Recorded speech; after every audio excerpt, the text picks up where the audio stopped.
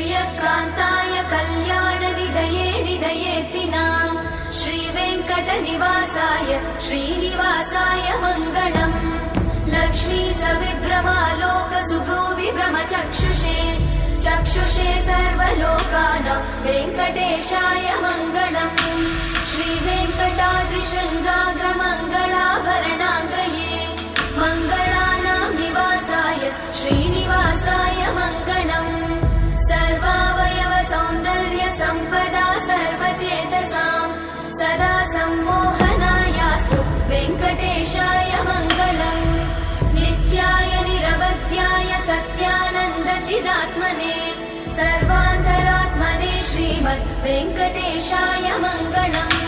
स्वतः सर्वविदे सर्वशक्तये सर्वशेषिने सुलभाय सुशीलाय वेङ्कटेशाय मङ्गलम्।